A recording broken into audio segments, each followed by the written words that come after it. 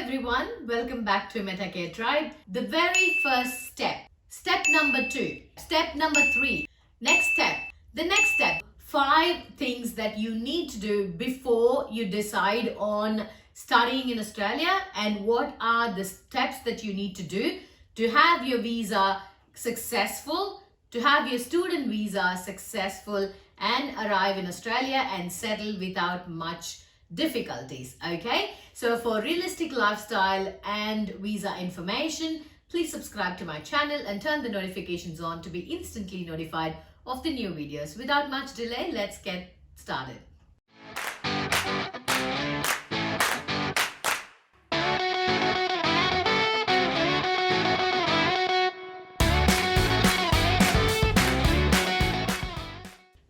The very first step, when you even have a thought of applying for universities abroad, if you want to study abroad, the very first thing that you want to do is your research. The reason I say this is most of the people from India, most of the people that I know, they just go to an educational consultant or an educational fair and they have no idea about the university, what the consultant is suggesting, the courses that the consultant is suggesting. We seem so desperate. We just tell them, I just want to go, any course, any university, anywhere. I just want to leave this country. I just want to step inside Australia. It could be the deepest ocean. It could be the desert. I don't mind. So that is the mentality of most of the students. Please do not do that mistake. So step number 1, you should have a little bit of basic understanding and research about the courses that you want to do. It has to be at least relevant to your undergraduate course that you have done, or if you are in maybe school, so at least the course that you choose has to align with your 10th, 11th and 12th subjects. So you can't take commerce and opt for an engineering degree here, if you know that makes sense. So please make sure you do your research about the course that you want to do, whether it aligns with your undergraduate degree or your school qualification, and whether that degree, very, very important, is whether that degree will have a pathway to permanent residency.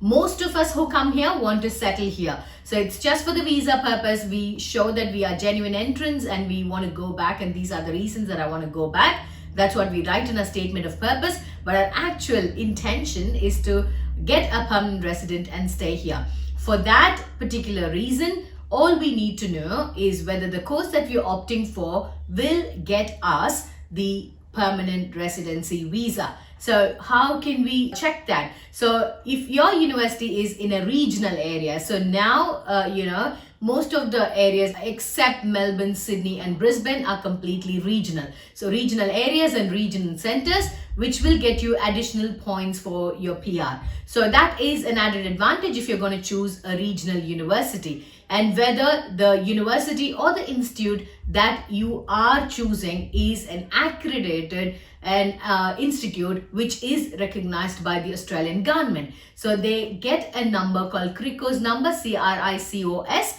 So that is the unique identifier given to an institute, which will say that it is an registered institution and your degree will be valid. So there might be small institutes that might owe the international students for money. Make sure you don't fall in that trap.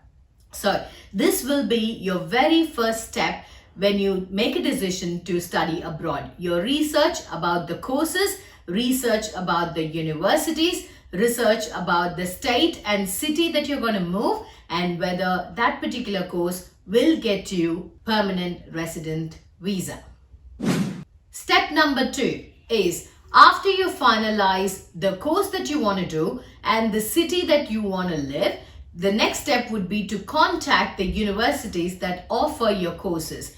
The reason why you have to get in touch with the university, it is always good, or it is always advantageous when you have written communication with the university to get the prospectus, to get more details about the units that are offered in that particular course and how many times in a year they have intakes, so they might have 2 intakes, they might have additional summer semester.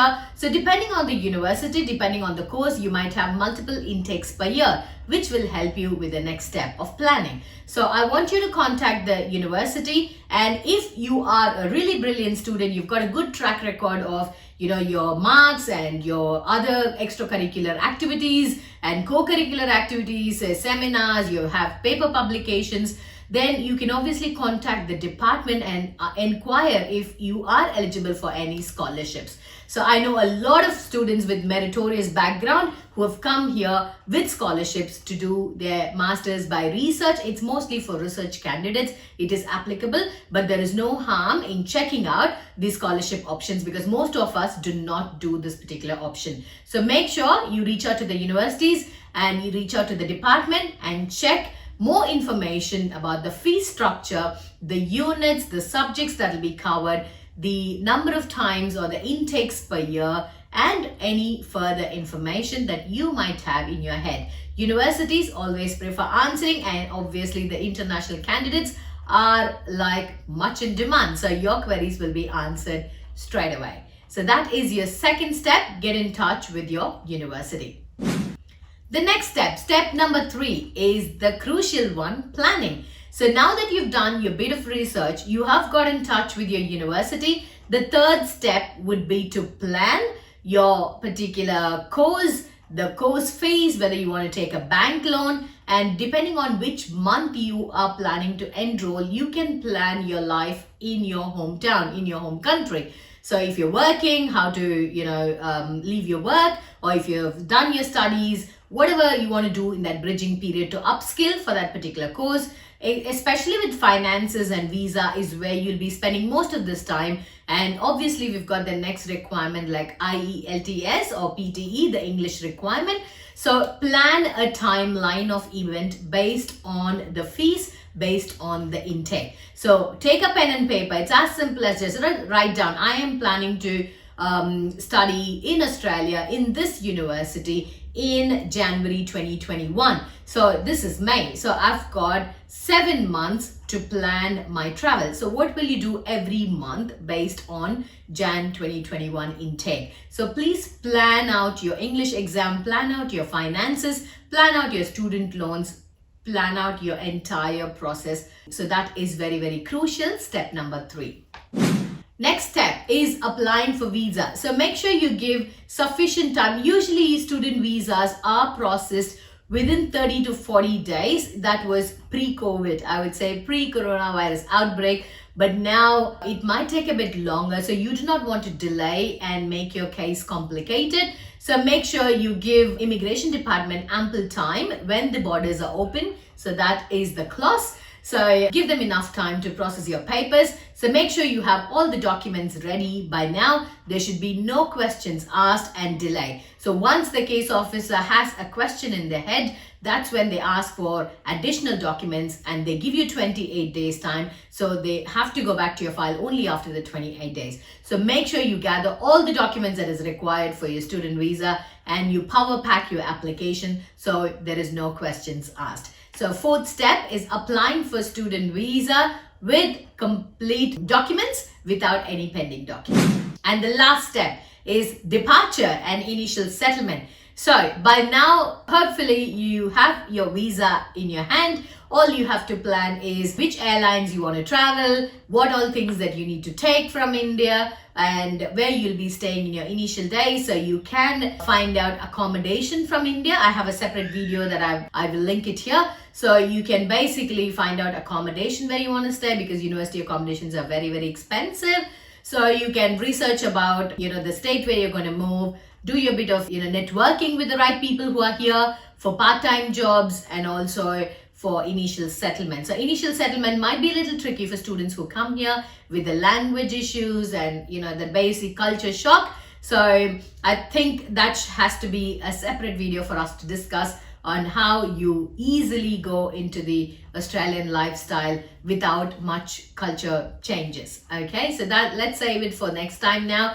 I hope these 5 steps were very informative in letting you help to choose the right course and the steps that are inward. So this is like a bird's eye view what I've given. So I'm sure each and every step is much detailed, requires much attention, requires a lot of information and such. So I'm here to help you with these each individual steps. If you're stuck anywhere, if you need further information, please comment below and I shall try to respond to it as quickly as possible. I wish you all good luck. Do not lose hope. Australia is not going to ban international visitors and international students. This is just a very, very small phase of time, and we shall pass this together. So stay strong and stay blessed. I'll see you all in the next video.